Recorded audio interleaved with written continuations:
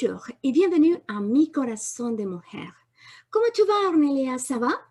Je vais bien, ma sœur, merci. Amen, Et gloire à toi? Dieu. Très bien, avec un peu de chaleur. Comme vous Amen. voyez, Ornelia et moi, nous sommes très ravis de nous trouver encore ici parmi vous pour parler de tout ce que Jésus-Christ a fait dans nos vies, de ce que Jésus-Christ de plus en plus est en train de travailler dans nos cœurs. Et Amen. si vous ne connaissez pas encore notre page de Facebook de Mi Corazón de Mujer ou notre chaîne de YouTube, nous vous invitons d'aller nous visiter, de vous abonner, pourquoi pas, de laisser des commentaires, faire une question et le partager. Et c'est ainsi, de cette manière, que vous aussi, vous pouvez nous aider à que le ministère de Jésus-Christ puisse être partagé pour tout le monde. Amen. Amen. Amen. Et Amen. ce qu'aujourd'hui nous voulons parler, c'est par rapport à quelque chose que nous avons déjà commencé à travailler depuis la dernière vidéo, que si vous n'avez pas regardé, nous vous invitons à le regarder. C'est marcher par la foi et pas par la vue. Car notre but, c'est que nous prenons des bonnes habitudes. Cette habitude de lire la parole de Dieu, mais surtout d'apprendre que la parole de Dieu, la Bible, est notre miroir spirituel pour nous les croyants. Amen. Et aujourd'hui, nous voulons continuer dans cette démarche de découvrir tout ce que Jésus-Christ nous a donné comme un cadeau que peut-être nous ne le méritons pas, clairement on ne le mérite pas, mais c'est un cadeau rempli d'amour et de surprises que Dieu nous donne, cette vie abondante. Amen. Le titre d'aujourd'hui, c'est un langage spécial. Ou aussi, on peut dire un langage angélical. Et avant ça, je voudrais commencer pour lire un verset biblique. Laissez quelque chose comme une base biblique de ce que nous allons parler aujourd'hui. Et ça se trouve dans le livre des Actes. Actes chapitre 2, verset del 2 au 3. Il dit ainsi, « Soudain, ils entendent le bruit d'un violent souffle de vent, se précipitant dans la maison depuis l'extérieur du royaume céleste. Le rugissement du vent était si accablant que c'était tout ce que tout le monde pouvait supporter. Et en même temps, une colonne de feu apparut sur leurs yeux. Ils se séparaient en langues de feu qui ont englouti chacun d'entre eux. Ma chère Ornelia, comment est-ce que tu as commencé à parler en langue? C'est-à-dire que j'avais tellement soif de Dieu, le fait de voir certaines personnes dans des églises ou parfois à la télévision, lors des conférences que je suivais, parler en langue, je me posais la question pourquoi moi je ne parlais pas en langue. Et donc j'ai entendu dire que ce n'était pas réservé à tout le monde, ce n'était pas donné à tout le monde de parler en langue. Parfois, dans certaines églises, on interdisait de parler en langue sous prétexte que les démons se cachaient derrière. Et donc, dans l'église où j'ai grandi, je n'ai pas eu cette possibilité qu'on puisse prier pour moi, pour recevoir le baptême du Saint-Esprit. Alors, avec la soif que j'avais, je me suis simplement, j'ai pris le temps de chercher le Seigneur, j'ai crié à Dieu. Un soir, je cherchais vraiment le Seigneur dans la louange, l'adoration, et j'ai crié à Dieu pour être baptisé du Saint-Esprit. Et c'est à ce moment-là, pendant que je louais, que j'adorais le Seigneur, j'ai ressenti une chaleur descendre sur moi. J'étais totalement enveloppée.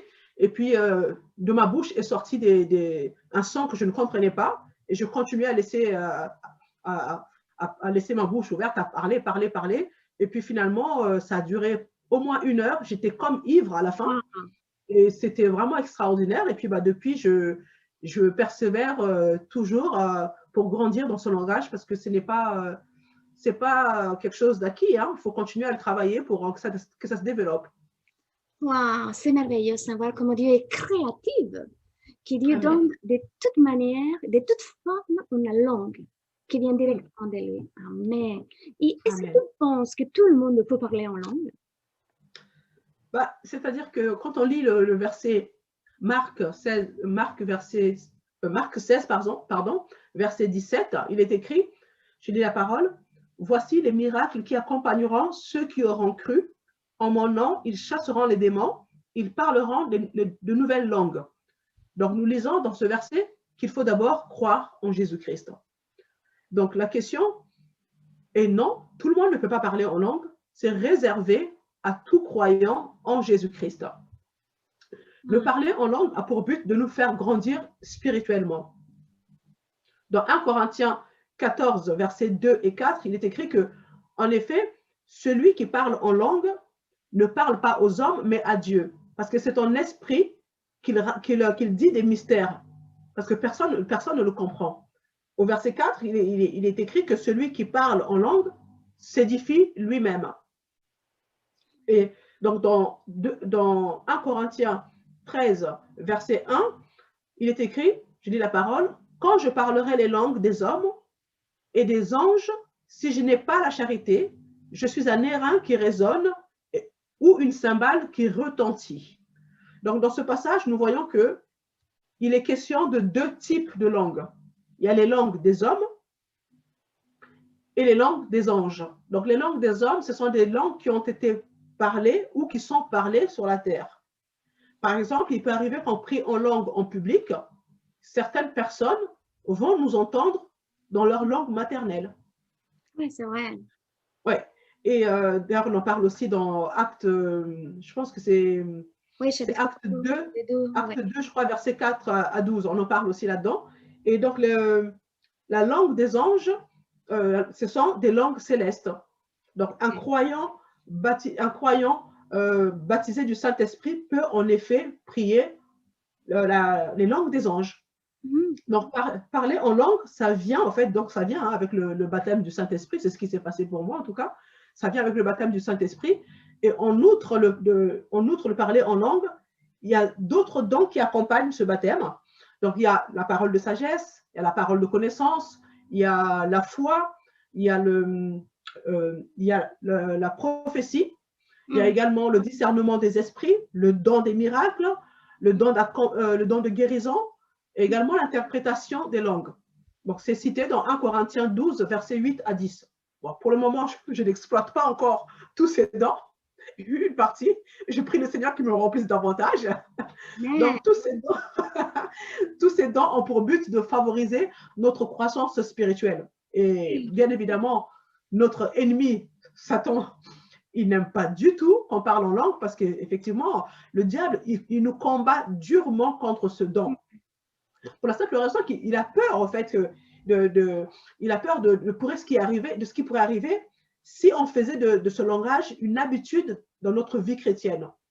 Parce que au quotidien, parce que pour la simple raison que le parler en langue est un outil qui est puissant, que Dieu utilise pour nous révéler beaucoup de choses. Ouais. Amen.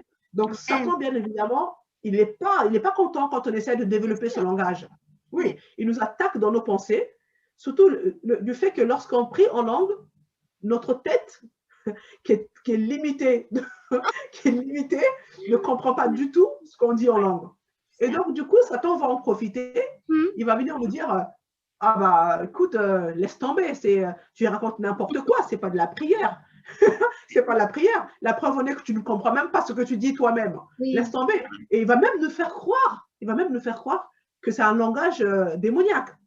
Ouais. Donc, j'ai connu des gens qui ont peur de ce langage parce qu'on leur a enseigné que les démons se cachent derrière ce langage. Or, c'est un moyen que le diable a trouvé pour nous décourager, pour ne pas progresser, persévérer dans l'utilisation de ce langage. Donc, vraiment, nous devons tenir ferme et persévérer pour développer ce langage parce que c'est vraiment un outil puissant pour nous, enfants de Dieu, pour prendre de l'avance sur certaines choses. C'est très important de l'utiliser.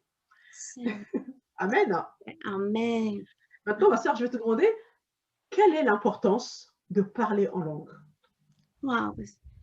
Tu sais, il y a une grande différence entre ce qui est prié selon notre intelligence. Là, quand je parle soit en espagnol, soit en français, c'est cette partie de mon intelligence que je peux prier, tu vois, dans ce sens-là aussi.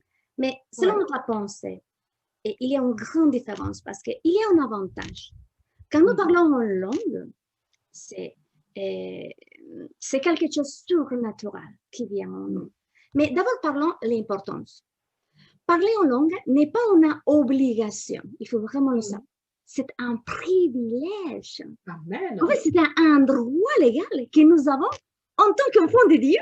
Et ça, c'est merveilleux. C'est un moyen de communiquer avec l'Esprit de Dieu. Personne ne le comprendra, sauf lui et ton esprit. né à nouveau en Jésus-Christ. Il doit être une façon de vivre, en fait. Ça doit y être. Moi, personnellement, tout le temps, je suis en train de me faire violence parce que je veux que ce soit ma façon de vivre constamment et de prier, de parler en langue avec mon papa. Amen. C'est une arme que Dieu nous donne pour Amen. vivre pleinement ici sur cette terre. Et elle nous amène dans une vie surnaturelle. Alors, les avantages sont que cette pratique, ça nous donne un repos. Je ne sais pas si pour toi, Ornelia, ça a été comme ça, mais pour moi, parler en langue, pour moi, c'était un repos. Ça te donne la paix. Mon esprit devient de plus en plus édifié. En fait, mon âme a grandi parce qu'il est en train de parler.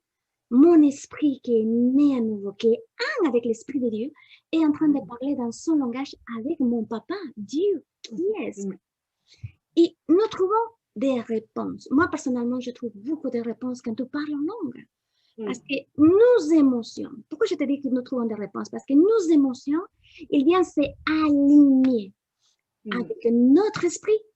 Et nous commençons à comprendre des choses qui sont dans cette partie spirituelle en nous. C'est ce qui nous dit 1 Jean 12, que nous sommes là et que tout nous le savons déjà. Amen. Donc, quand ça aligne mes émotions avec cette partie de mon esprit, c'est merveilleux parce que je commence à avoir des réponses. Et ça, c'est beau quand on parle en langue. C'est une conversation privée aussi. De manière, si c'est de manière quotidienne avec notre Papa Dieu, encore mieux. Parce que prier en langue n'est pas quelque chose de magique. C'est une communication surnaturelle avec notre Papa Dieu. Amen. Jean chapitre 16, del verset 12 et 13 dit ainsi: j'ai beaucoup de choses à vous dire, mais elles sont encore trop lourdes à porter pour vous. Et le verset 13 dit: quand l'Esprit de vérité sera venu, il vous conduira dans la vérité tout entière, car il ne parlera pas de lui-même, mais de tout ce qu'il aura entendu, il le dira et il vous annoncera les choses à venir. Waouh! Ça, c'est merveilleux, c'est Jésus qui nous annonce ça. Donc, nous entendons la voix audible de Dieu. Et l'esprit de l'homme a une voix. Et nous devons comprendre vraiment cela. L'onction de Dieu dans notre esprit nous fait parler par cette voix. Il y a une langue commune dans l'esprit de l'homme. Ce n'est pas le français, je t'assure. Ce n'est pas l'espagnol, ni l'anglais, ni l'allemand, ni le japonais, ce que tu veux. Il n'y a aucune langue sur terre. Pourquoi? Amen. Parce que c'est une langue de l'esprit de l'homme. Et quand cet esprit de l'homme est né à nouveau en Jésus-Christ, notre esprit vient faire un avec l'esprit de Dieu, il y a une joie. Ça fait qu'on a fête, si vous voulez, à l'intérieur de nous.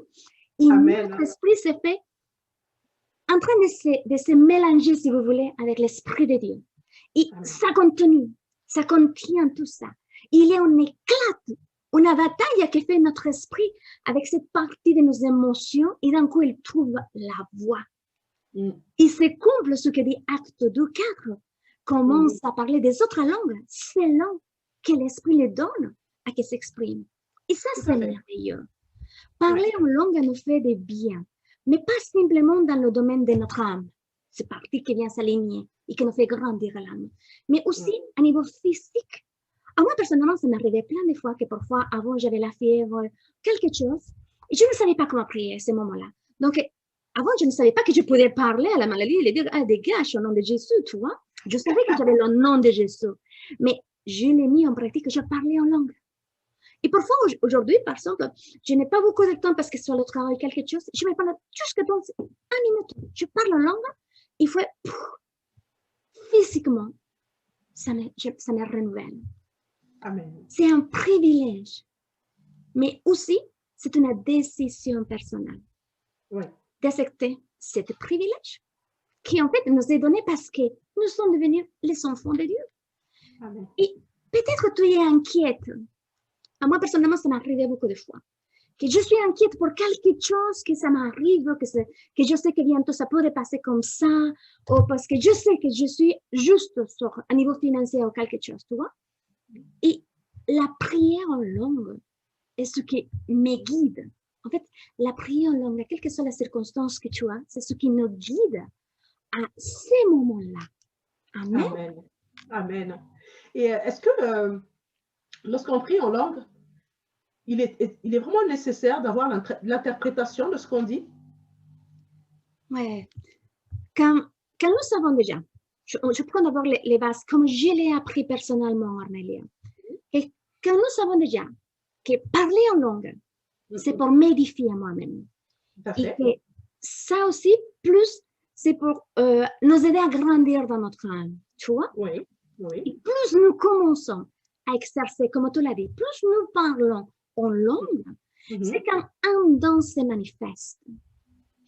Si vous l'avez déjà demandé, si vous avez déjà reçu et le baptême du Saint-Esprit en disant, Saint-Esprit, je veux parler en langue. Peut-être que ça va manifester simplement parce qu'on ne le pratique pas. Plus nous exerçons quelque chose que nous avons, plus nous commençons à apprendre. Et c'est la même chose quand nous parlons en langue. Plus nous exerçons le fait de parler en langue, plus nous commençons à recevoir la révélation. Et cette révélation est une réponse à quelque chose possible de quelque chose personnel. Ou dans un lieu public, Dieu donne une personne qui ce soit parmi nous, quelqu'un qui puisse comprendre ce que nous parlons en langue. Et l'interprétation est une compréhension simple, claire, qui édifie, qui bénit, qui exhorte. Et toujours, c'est ce que j'ai appris personnellement, toujours il faut mettre Jésus comme notre filtre. Tu vois, ce que j'appelle un filtre, par exemple, quand tu te fais une photo, toujours tu choisis la meilleure façon, un filtre, pour que ta photo soit plus belle. C'est pareil. L'interprétation est une compréhension simple, claire, qui doit nous édifier, qui doit nous vaincre, qui doit nous exhorter. Et ça, quand nous le recevons, toujours nous devons utiliser Jésus-Christ comme notre filtre. Donc, si je comprends bien, excusez-moi, donc si je comprends bien, parce que moi, personnellement, quand j'ai commencé à parler en langue, je ne comprenais pas du tout ce que je disais. Oui. J'ai persévéré malgré les attaques sataniques du diable qui me décourageaient. Mais effectivement, j'ai vu qu'il y a certaines personnes dans l'église, par exemple, pendant qu'une personne prie en langue, une personne va se lever et va donner l'interprétation. Mais est-ce que toi, personnellement, tu le vis ça? Ah oui, je le vis. Et c'est merveilleux de savoir, parce que c'est quelque chose que j'ai décidé croire en tout ce qui est écrit dans la parole de Dieu. Et j'ai décidé croire que je suis déjà comblée de tout ce que je reçois. Je l'ai déjà en Jésus-Christ. J'ai décidé croire que je suis tel comme il est et que mon esprit naît à nouveau et un seul avec lui. Donc, en cette base, je commence à dire, Seigneur, je vais prier, parler de plus en plus en langue. Et plus tu commences à l'exercer, ça donne, ça vient et ça manifeste un don, tu vois. Et quand j'utilise un filtre, comme je te disais, par exemple, ce que dit Romains 8.1, qu'il n'y a plus de condamnation pour ceux qui sont en Jésus-Christ. Et quand il vient une interprétation d'une langue et tu commences à la comprendre clair, tu dois savoir qu'elle doit édifier, qui doit bénir, qui doit exhorter avec l'amour. Donc, l'interprétation est une révélation reçue de Dieu qui nous est donnée dans les langages. Mais nous ne devons pas l'exprimer dans une langue que les gens vont comprendre ou quelque chose. Parfois, en public, comme tu disais, ça m'est arrivé beaucoup de fois, de parler en langue et en même temps comprendre ce qu'il dit. Et je commence à le dire aussi dans la langue que les gens puissent le comprendre. Ou quelqu'un d'autre. Donc, en ça, je ne dois pas me limiter. Tu vois? Nous ne devons pas simplement dire, oh non, personne ici va le comprendre. On ne doit pas limiter ça. C'est quelque chose que le Seigneur nous donne. Parce que tu es en train de demander au Seigneur Jésus-Christ quelque chose. Ce n'est pas à quelqu'un d'autre. Donc, c'est évident que c'est lui qui doit te répondre, n'est-ce pas? Donc, ce message qui vient de cette révélation, il est connu par tous quand tu commences à le parler, à l'interpréter, ou quelqu'un d'autre le dit. Ceci, c'est quand il est en public. Tu parles en langue, comme tu dis, dans l'église, ça arrive. et quelqu'un se lève, toi-même tu dis, parce que peut-être tu n'as pas su spécifiquement ce qui est en train de parler, parole par parole, mais le message, l'essentiel, tu l'as dans ton cœur, c'est quelque chose qui te là, tu te dis, wow, est-ce que ça vous sortir par ma bouche? Toi, c'est plus fort que toi. Ouais. Parce qu'il est à travers le filtre de l'amour de Dieu. Donc, se manifeste de cette manière quand c'est en public. Et quand c'est dans la partie personnelle, ça m'arrive beaucoup de fois, je suis en train de prier en langue pour quelque chose, que je ne sais pas comment prier. Tu vois? Que je l'ai prié déjà dans ma langue maternelle, l'espagnol, je l'ai prié déjà en français. Et bien, Seigneur, je le fais en langue. Parce que c'est une conversation entre toi et moi. Et beaucoup de fois, en fait, je n'avais pas la réponse parce que mes émotions n'étaient pas alignées avec mon esprit. Donc, personnellement, cette prière, quand je parle en langue, cette langue me fait comprendre clairement cette conversation. Parce que c'est ça le but du Saint-Esprit. Toujours nous conduire à toute vérité qui est Jésus-Christ. Amen. Et ensuite, si nous voulons le don d'interprétation qui se manifeste de plus en plus en nous, c'est assez simple. Il faut le demander et croire instantanément que vous l'avez. Je le fais comme ça. Je l'ai demandé et j'ai commencé à croire que je l'avais. Donc, je me suis dit, bon, chaque fois que je parlais en langue, Seigneur, maintenant je veux le comprendre. Parce que je le crois que je l'ai. Je te l'ai déjà demandé. Attends, elle doit y être comme enfant. On doit y être comme enfant. Je l'ai déjà demandé, Seigneur. Et j'ai insisté jusqu'à un moment donné que j'ai compris, waouh, en fait, je suis en train de te louer, de t'exalter. Et ça, c'est merveilleux. C'est un des moyens et c'est une méthode divine de communiquer entre notre esprit né à nouveau avec Dieu Esprit. Amen. Et cela, ça m'amène à te poser une question, ma sœur. Est-ce que le Saint-Esprit, c'est lui qui prie à notre place ou c'est nous-mêmes? C'est une très bonne question, ma sœur, parce que j'ai tellement entendu beaucoup de choses à ce sujet. Alors moi, j'avais entendu dire que lorsqu'on prie en langue, c'est le Saint-Esprit qui prend le contrôle de notre personne. Mais en vérité, le Saint-Esprit ne contrôle personne. Il est Dieu. Et nous prions un Dieu. C'est Satan qui contrôle les gens. Le Saint-Esprit est Dieu. Et notre relation avec lui se fait en toute liberté. Donc effectivement, le Saint-Esprit, il est là pour nous conduire, pour nous guider, pour nous inspirer et nous donner envie de parler en langue et d'utiliser les autres dons. Mais c'est à nous d'ouvrir la bouche pour les accomplir. Amen. Donc, il ne prend pas le contrôle de notre personne. Il intercède à travers nous, mais c'est à nous d'ouvrir la bouche. D'accord? Nous collaborons avec lui. D'ailleurs, la raison pour laquelle le Saint-Esprit nous donne de parler en langue, c'est expliqué dans Romains 8, 26. Ça nous permet au fait de pouvoir soupirer. Il nous permet de pouvoir soupirer dans l'esprit. Et aussi, il nous permet de pouvoir contourner notre incrédulité et de nous emmener directement à Dieu. Parce que le Saint-Esprit et Dieu se comprennent parfaitement. Donc, c'est vrai que quand nous prions nous-mêmes, on a toujours une part d'incrédulité en nous-mêmes. Et le Saint-Esprit, justement, nous permet de dépasser déjà nos limites intellectuelles par rapport à ce langage. Il nous permet de contourner notre incrédulité et nous emmener directement à Dieu. Donc, il est de notre responsabilité de nous lancer par la foi et de nous mettre à parler.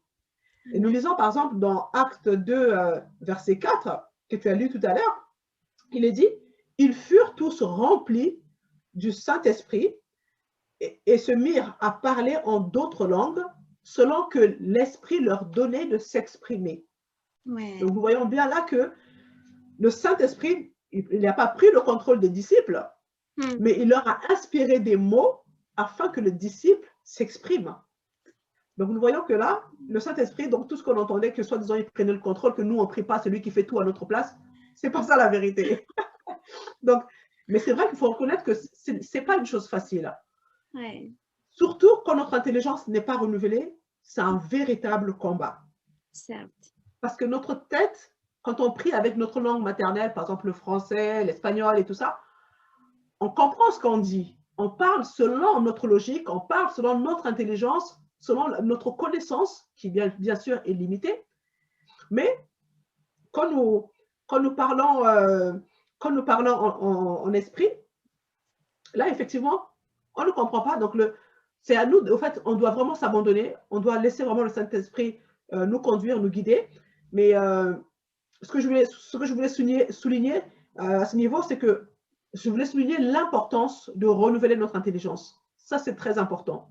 Parce que sinon, on ne va pas y arriver. On va commencer à prier en langue, on va se décourager parce qu'on ne comprend pas. La tête ne comprend pas.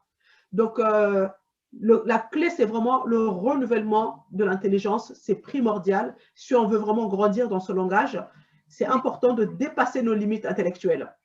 Que lorsque nous prions en langue, nous nous reposons en lui. On se repose vraiment sur le Saint-Esprit et cela nous apporte un rafraîchissement. Parce qu'il y a des moments où on n'a vraiment pas, on manque d'inspiration, on n'a pas envie de prier parce qu'on traverse un moment, une situation physiquement difficile, un moment où nous sommes accablés. Donc, l'envie de prier, voilà, on n'a simplement pas envie de prier, quoi. Et là, franchement, c'est à ce moment-là que le langage angélique est très intéressant parce que notre ami fidèle, le précieux Saint-Esprit, va nous aider à travers ce langage, car dans 1 Corinthiens 2,16, il est écrit que nous avons la pensée de Christ. Donc, et voilà. Et puis, nous avons reçu l'onction de la part de celui qui est saint et que notre esprit possède toute la connaissance. 1 Jean 2,20. Notre nouvelle nature se renouvelle en vue d'une pleine connaissance selon l'image de celui qui nous a créés. Donc, Colossiens 3,10. Donc, nous voyons là qu'avec la pensée de Christ, avec notre esprit qui possède toute la connaissance spirituelle et notre intelligence qui se renouvelle à l'image de celui qui nous a créés, et bien, en fait, quand on veut prier en langue, ben, c'est beaucoup plus facile de prier selon la volonté de Dieu. Oui. Pour nous-mêmes et pour les autres. Parce que même en priant en langue, on peut prier pour les autres sans le vouloir. Le Saint-Esprit intercède pour les autres au travers de nous. Donc, lorsque nous prions en langue, nous parlons la sagesse cachée de Dieu. C'est ce que j'ai découvert dans 1 Corinthiens 2, versets 6 à 7 que je vais lire. Cependant, c'est une sagesse que nous prêchons parmi les parfaits, sagesse qui n'est pas de ce siècle, ni des chefs de ce siècle qui vont être anéantis. Nous prêchons la sagesse de Dieu, mystérieuse et cachée, que Dieu, avant les siècles, avait destinée pour notre gloire. Donc, c'est magnifique. C'est puissant. Amen.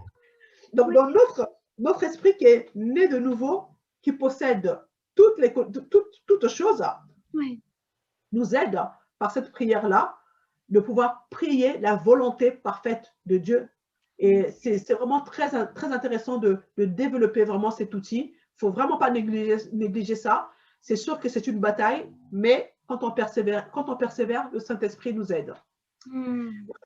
Voilà pourquoi j'aimerais te poser aussi la question, ma sœur, c'est que pour quelle raison, selon toi, ce sujet est tellement controversé? Wow. Tu sais, nous savons déjà que parler en langue, c'est un bénéfice pour nous-mêmes. Et aussi pour l'Église, pour le corps de Christ, quand il y a quelqu'un qui l'interprète quand c'est de manière publique. Amen. Et c'est triste que certaines personnes ont mal compris ce qui est écrit en 1 Corinthiens 12, del verset 29 et 30. Et d'un coup, ils disent, tout le monde ne devrait pas parler en langue. Alors que Marc 16, 17 nous dit le contraire. En fait, dit que c'est un des signaux, c'est un signe pour ceux qui ont reçu à Jésus-Christ comme son sauveur, c'est un signe de guérir les malades, de chasser les démons, mais aussi de parler en langue. Donc, personnellement, je crois que ce qu'a dit Jésus-Christ, c'est puissant. Se trouve en Marc 7, 13. Et il a dit qu'en fait, que nous annulons la parole de Dieu pour nos traditions. Et cette tradition, on l'a transmise dans l'Église depuis des générations, des années. Et Jésus a dit, bah, et vous faites bien des autres choses que de ce même genre. En fait, c'est très mal. Tout fait annuler la tradition, les croyances et toutes ces choses-là. Cette théologie humaine, beaucoup de choses a annulé la parole de Dieu. Lorsque nous ignorons le but de quelque chose, nous annulons les bénéfices. Et ça, c'est triste. Et nous abusons de cet avantage. Et nous n'acceptons pas cet bénéfice merveilleux. Parce que c'est partie du cadeau de la grâce. Et c'est triste parce que les mauvais enseignements, ce qui fait réjouir le diable, que les enfants de Dieu ne comprennent pas, qui ne l'utilisent pas, qui ne l'acceptent pas. Et le seul problème, c'est que nous ne le demandons pas. Et si nous le demandons, nous ne pensons pas que nous l'ayons. Et donc, n'ouvrons pas notre bouche, comme tu as dit tout à l'heure, pour laisser sortir le son. Parce que notre esprit, il y a un son, il y a un bruit. Et nous ne laissons pas sortir, nous n'ouvrons pas cette bouche. Nous doutons de ce qui vient de Dieu. Et encore une fois, je le dis, si tu as commencé à prier, et tu sais que ta prière, tu es en train de faire une demande, quelque chose, tu es en train de le demander à Saint-Esprit, ou à Papa Dieu, ou à Jésus-Christ, ou au Dieu, ou à Saint-Esprit, comme je te disais. Tu es déjà en train de demander à un de les trois, tu es en train de parler à Dieu. Il est évident que c'est lui qui va te donner une réponse, pas quelqu'un d'autre. Tu comprends? C'est quand, par exemple, je viens devant un professeur, on va dire mon professeur de français, qui doit m'aider à améliorer ma phonétique en français. Et d'un coup, je sais que j'ai un professeur de français et je lui demande ma question à un professeur de français. C'est évident que c'est lui qui me va apprendre, pas celui qui va m'apprendre la mathématique. C'est normal. Donc, je dois croire que je suis en train de le demander à mon Papa Dieu. Et j'attends la réponse parce que je sais que c'est lui qui va me répondre. Il ne va pas me laisser sans réponse. Donc, si nous l'avons demandé à lui, nous devons attendre et persister en ça. Personne d'autre va nous répondre en son nom. Ça, c'est ce qu'on doit comprendre. Je le demande à Papa Dieu, à Saint-Esprit. Il n'y a pas personne d'autre. Soit Jésus-Christ, soit Papa Dieu, soit le Saint-Esprit. Un de eux, il va nous répondre. Parce que c'est le même et unique Dieu. Ce n'est pas quelqu'un d'autre qui va répondre en son nom. C'est important de comprendre. Nous devons simplement croire que lorsque nous recevons à Jésus-Christ comme notre sauveur, nous savons déjà qu'il n'y a rien de tout eu de différence dans notre corps. Ça n'a pas passé rien. Mais à l'intérieur de nous, notre esprit a changé. Il est devenu complètement nouveau, instantanément. Il y a un changement. Et c'est de la même façon que nous demandons d'être baptisés par le Saint-Esprit. Nous devons le croire et nous devons l'accepter. C'est un avantage que prier en langue, c'est un bénéfice. Et nous pourrons perdre beaucoup de temps parce que nous laissons envahir ou envelopper pour ce qui dit notre pensée, comme tu avais dit déjà plein de fois. Et d'un coup, nous entendons notre pensée qui dit « Ah non, tu as tout dit des bêtises, hein, c'est pas toi qui parles. Attends. » Mais on perd de temps en écoutant tout ça. Parce qu'encore une fois, tu es en train de taper la porte à ton Papa Dieu. Donc, tu dois attendre que ce soit lui. Personne d'autre en son nom va te répondre. Parce que c'est ça Dieu. C'est ça l'amour de Dieu. Donc, la controverse, c'est parce qu'il n'explique pas le but de parler en langue. C'est ce qui nous donne la paix quand nous parlons en langue. Le repos, une réponse aligne nos émotions avec ce que Dieu nous dit à travers sa parole. Nous avons la compréhension des choses. Et bien plus encore, nous commençons à vivre une vie abondante.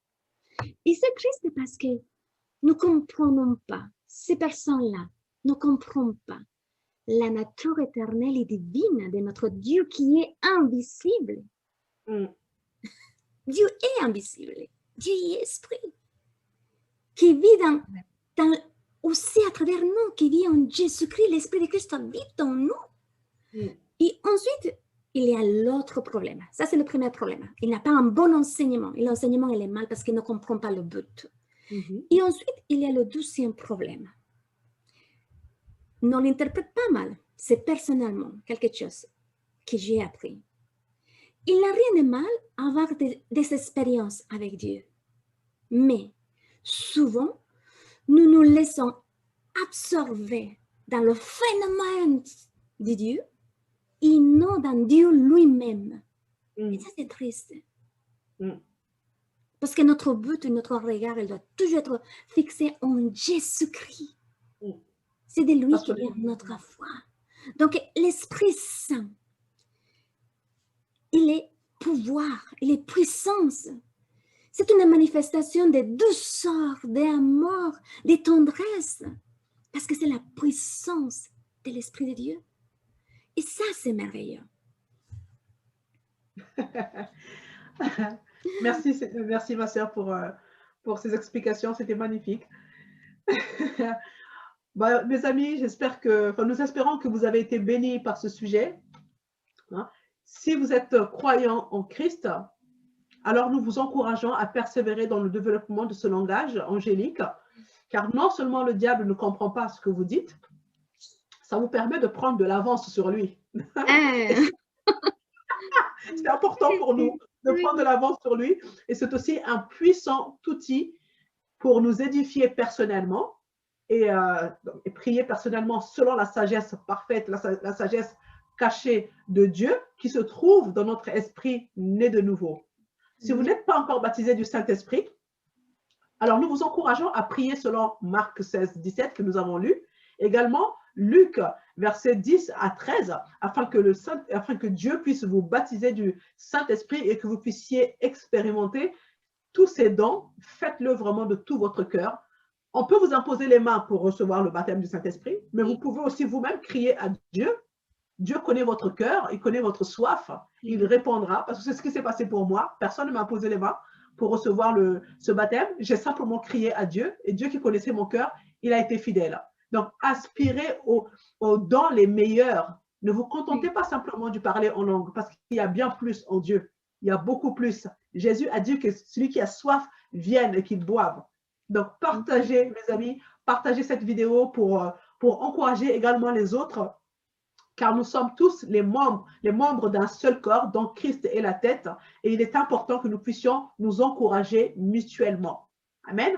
Si vous n'avez pas encore reçu le Seigneur Jésus, à la fin de cette vidéo se trouve une prière qui vous aidera à inviter le Seigneur Jésus dans votre vie. Vous êtes déjà bénis en Jésus-Christ et on vous dit à très bientôt. Bye bye. Bye bye.